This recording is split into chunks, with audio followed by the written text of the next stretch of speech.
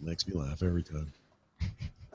And apologies to Allison Sheridan, but it wasn't written down in front of me, and I totally blanked. Oh, no. Oh, for tomorrow? Yeah. That's weird. I wrote it in there. But it's Allison Sheridan tomorrow. That's really weird. It didn't take. You know what happened, and I had this happen to me a few times, is that even if you write it in and you click off onto another tab or a page, sometimes it doesn't stay. Yeah, we've had that happen. But usually it's when like I go away for a while and don't get out of a dock that it won't refresh. Every once in a while that happens. It's really weird. Yeah. Hey, Lindsay. Were you just in southern Utah? I just saw an Instagram photo that made me... yeah, I was. That's beautiful down there, isn't it? Oh, it's amazing. I took 3 weeks and drove out here from Kentucky. Oh. And so I spent the most time in Utah. I fell in love with it. I had never been there before. Nice. I'm up in Salt Lake City, and I get down there now and again, but I'm always excited when somebody sees how rad that stuff is down there. It's so cool. Oh, my gosh, yeah. We went to Moab and then down to, we were going to go to Grand Gulch, but had a dog, so couldn't bring the dog anywhere. So we just kind of went in and around then Canyonlands and camped around there and everything. But it was amazing. I want to go back already. Yeah, it's really cool. Moab's awesome, too. Just all that red rock everywhere. It's really neat. Yeah. I had never seen anything like that. So it was neat. It's like an alien planet when you go down. Wait, isn't there one, Goblin Valley or whatever, with the really weird stones that are on top of little... Yeah, it has this really strange, what's the word? Just the weathering over the years created these really weird pillars. And you can walk down and hike down in that stuff. It's like being on it's like some Star Trek planet. It's just crazy. Huh. Beautiful down there. I went to Arches, and that was really neat. I did a big hike there. Yeah, Arches. So that was beautiful. It was hot, obviously. Yeah. Even now, it's still, even in the fall, it's still pretty warm down there. I hate to interrupt, because actually, I think this is a cool nature conversation, but we do need a title for the show. Utah comes up, I get all excited. I know which one I would pick. Which one, Roger? I would pick The Spice Must Flow to Amazon. I don't know. I kind of like Verizon stole the cookie from the cookie jar. Verizon's cookie leaves bad taste. That's another good one. Pandora, what was the ticket fly? There was a ticket fly one too. Pandora makes the ticket fly. Pandora's box. Tickets fly out of Pandora's box, but a couple of those. Let's see. Big on the drone wars hat. Wait, we've done that one before. Yeah, we've done every version of that one. Can you lease me now? If you lease me now. That's pretty funny. Oh, I get it. It's the Verizon. Yes. Can you lease me now? Good. That's funny. I'll go for that one too. The return of the pocket computer. What? The return of the pocket computer. Aha. That's an option. I think the top ones might be good. HP has dumb names for their products. Probably not that. I could go with Can You Lease Me Now? Can you lease me now? It works on several levels. Yeah. It immediately makes you sing. That's the thing. Should it be Can You Lease Me Now good? Like the Verizon commercial? Or Can You Lease Me Now yes, as written? It just makes you want. I don't know. I don't have a strong opinion on the matter. What about people familiar with the matter? I think Can You Lease Me Now left without the good is the way the commercial usually is at the end anyway. So. Remembered. Yeah, that's how you remember it. So which way? Just without the good. So lease me now without the good. Yes. Or the yes. Either one. Or the yes. The enemy of yes is the good. Is that the old phrase? Something like No, can you lease me now? Question mark, yes. Lease me now. So keep the yes? No. No. Then why did... Okay. That's okay. No, he was trying to make I'll tell you what I want, what I really, really want. All right. So the title we're all agreed on is Can You Lease Me Now? Question. Yes. Yeah. Question mark. Now with the yes. Yes, agreement to you. Third base. Correct. Who's on first? Oh my gosh. Hey, I wrote a whole thing for that. I'm ready to go. All right. So about those alien landscapes in southern Utah. They're amazing. What kind of dog do you have, Lindsay? It is not my dog. My boyfriend's dog has an Australian Shepherd. Oh, our dog is a Rottweiler Shepherd mix, but a lot of people often ask us if she's Australian Shepherd or cattle dog sometimes too. Yeah, my sister has a cattle dog. Hold on 1 second.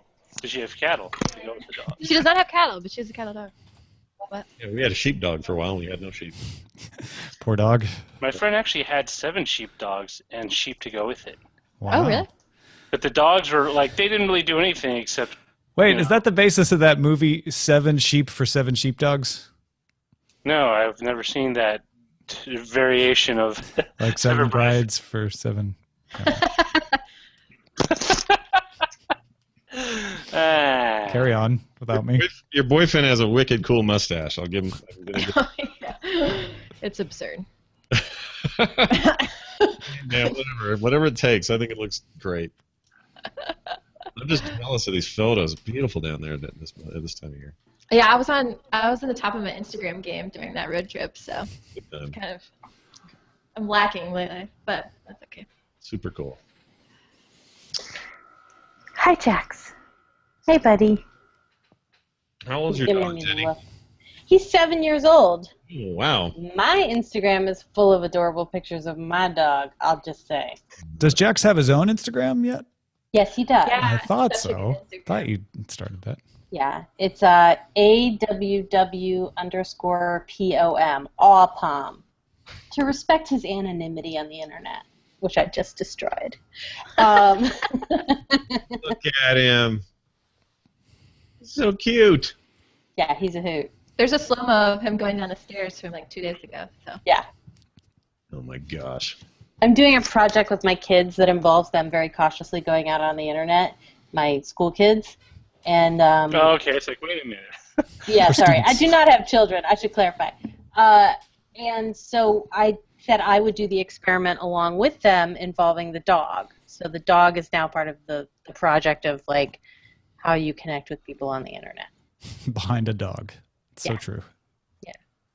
Oh, this poor little thing. So, Lindsay, you're from Kentucky? yes, Louisville. How Did you get the Ohio joke, by the way? I wasn't sure if it was close enough to Louisville. We kind of make fun of Ohio in general, Okay. which like I'm from Kentucky, so I really shouldn't make fun of anybody.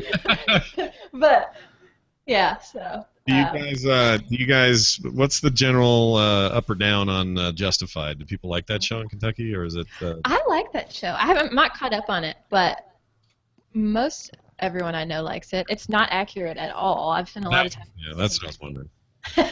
If they're close on that stuff. Yeah, it's not really. It's not even. Some of the landscapes are actually filmed there, but a lot of it obviously is not.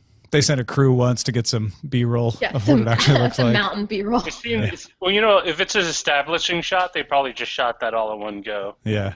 But according to the IMDb, it's the locations are L.A. and Pittsburgh. Well, Pittsburgh was the pilot.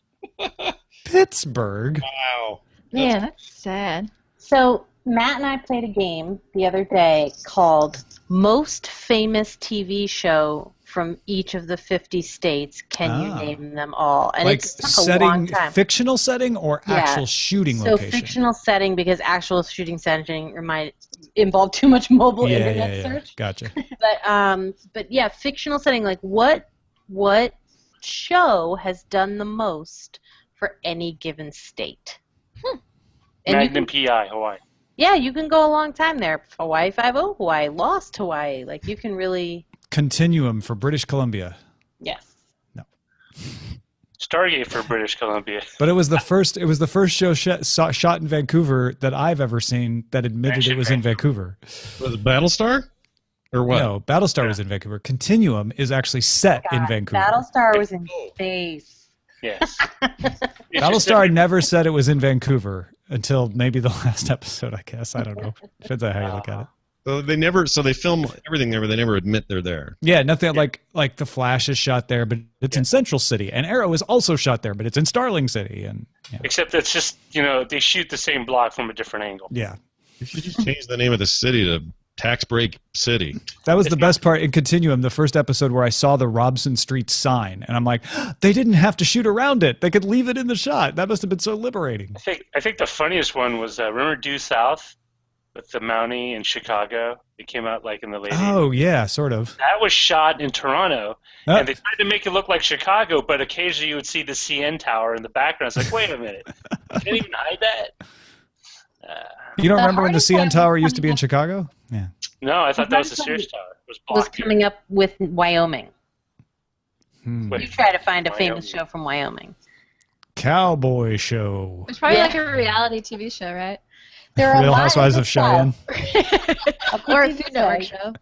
Wait, where was Bonanza shot, or supposedly? Well, that's part of the fun of the game. Well, hold on now. Ponderosa. So for a while, we were huge on that. We had Touched by an Angel, and what was that other show that guy got in trouble later? Oh. Touched by the actor from Touched by an Angel. You're not far off. It's the other guy. Roger. Other show, Seventh Heaven. That was it. Seventh Heaven. Oh yeah, he touched a lot of people. Yeah, he did. Anyway, they filmed all that stuff here, and for a long time we were like this hot spot, and then they quit doing the tax incentives, and everyone went to Vancouver. If you go to a blog called VFX Soldier, he's a visual effects guy, and his big rant is that the U.S. doesn't have a unified tax break structure for productions, and that's why all these productions leave the country. They either go to Canada, Britain. They used to go to Australia, but now for a while they were super expensive even with the tax break, so they just stopped doing it. Mexico, anything. I think New Mexico for a while was spending a lot of money. Georgia's a state that spends a lot of money on tax breaks, which is why a lot of shows are shot in or around Atlanta. What was the movie? The zombie movie, Zombieland, was shot in Georgia. Oh yeah, Atlanta's big.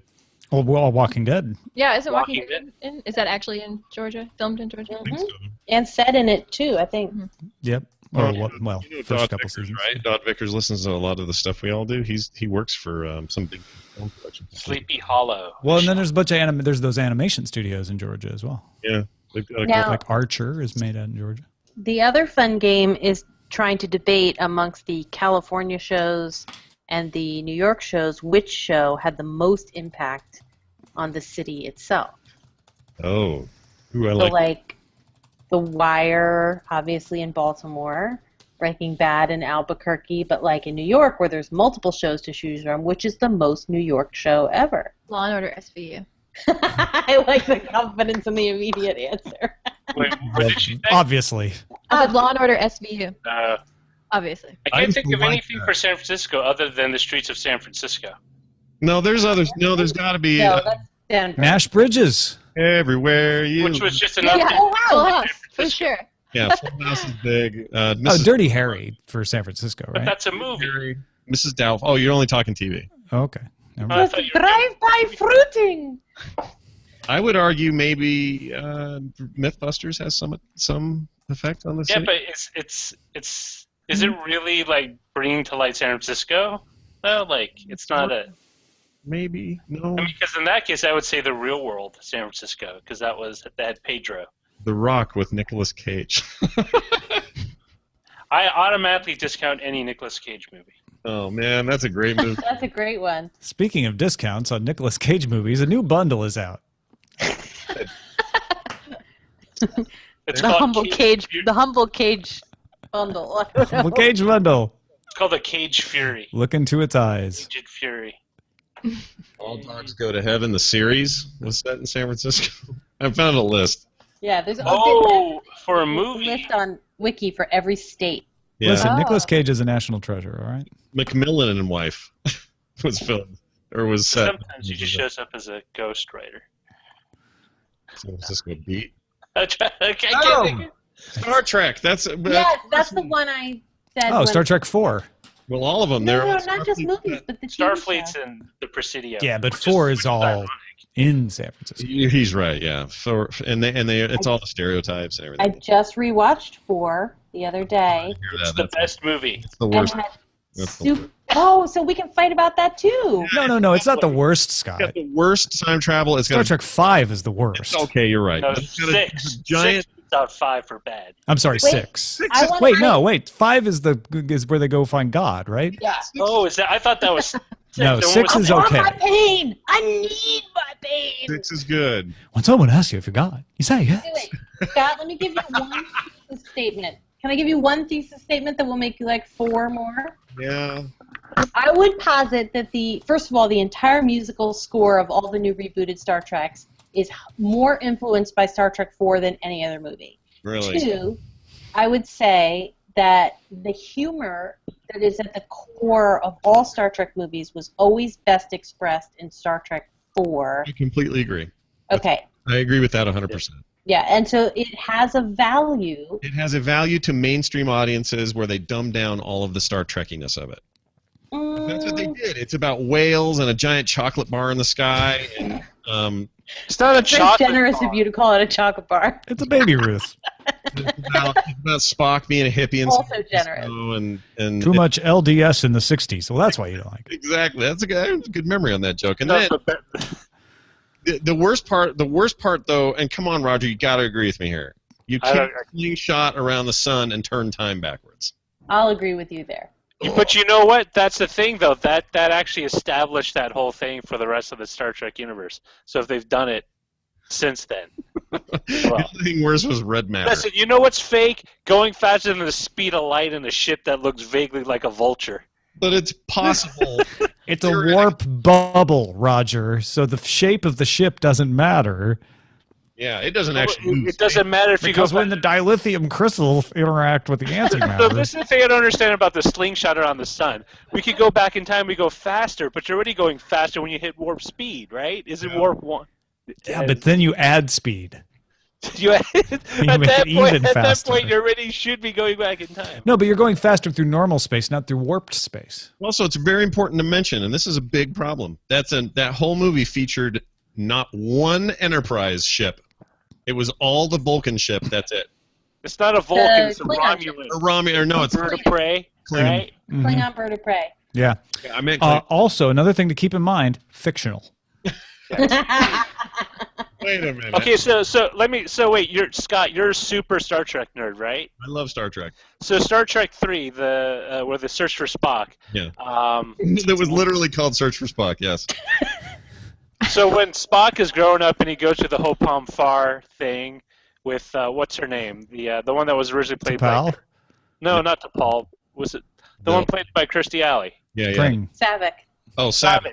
No, Savick was that wasn't Savick movie. That one. It was a different actor. That was Robin Curtis. That was the one that was the actress replaced. That's where I learned about Sabot. Right. So I want to know, did she and the Spock do it? Because that whole thing is kind of his puberty. All right. Hold phone. That went in a direction I didn't expect, but So did Spock have a kid? Is what I want to know. Spock did not have a kid. As far as we know, Spock had no children. I can go look it up in the Star Trek encyclopedia, but as far as we know, no. Yeah. I don't think he did. And 3 is terrible, too. Any potential Spock children are non-canon. Hey, look, I guess Wrath of Khan is amazing. The extended director's cut of Motion Picture isn't as bad as you remember.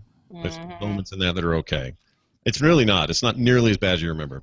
But 2 I don't is remember really it because I fell asleep. I know, it's boring, but it's more Trekky than any of them. Yeah. Hey, wait, wasn't the guy from Seventh Heaven in Star Trek: The Motion Picture? Yes, he was. He's the one that ran off with V'ger, bald lady. So he was always in the Princess weird Kambata. stuff. Yeah, that's her name. Wow. And then, so you had that. 2 was amazing, still holds up, great movie. That's all right. 3's terrible. 4's Well, but the opening sequence of Just quit 3 saying 3 is is really, terrible. makes 3 me is really fine. happy. 3 sucks. Oh You man. just don't like emotion. You don't like. You forgot who played. Yes, Roger. Hold on, Roger. You forgot who played the Klingon bad guy. Yeah, it was Doc Brown. Chris Lloyd. That's awesome. It's not. See, that's totally. See, that's why the Bird of Prey could go back into time because he already had the flux capacitor. Oh my God. I actually hadn't thought of that. That's very funny. Somebody I bet you if you go back there, there's a Letterman jacket. somewhere hanging up on the bulkhead. I should record this better than any podcast we've ever recorded. This is Okay, I will admit that I think here's two things I think that are amazing about the continuity of the Star Trek movies, even though they are, yes, wildly uneven. Everything that they do to get on the Enterprise and go save Spock, like all the fun, and that's a really fun sequence for me, is watching them all contribute to stealing the Enterprise. Stealing the ship. And I love that, Yeah, that sequence. But in 4, at the very end, when the charges are being read, the charges are read, and each one of them, the camera tracks past each one of them, and each charge is associated to the person who did it at that tracking shot. And that, to me, is a wonderful level of detail that can only be done by people making 6 movies. So even though it was uneven, and even though 4 was goofy, I just love the care that they I like that too, and I like that for another reason. The rest of the cast never got the spotlight that Spock and Kirk always got, which is a problem with Picard and Riker and everybody else in all the other movies. It's just the way it works with the secondary cast, and it was nice to see them get this. In 4, everybody gets a moment. Yes, everyone. It's great. Yeah, everyone wins a prize, just like it should be in all sports. With the nuclear whistles. Star Trek. With a mouse and talking to it, not knowing what an apple that was. Little League Soccer of movies. Computer. Hello, computer. All right. Well, I'm glad we've resolved this for all time. There will be no more need to debate the relative value of the various original Star Trek movies. We will get to the next generation movies next time. No. Thanks for watching, everybody.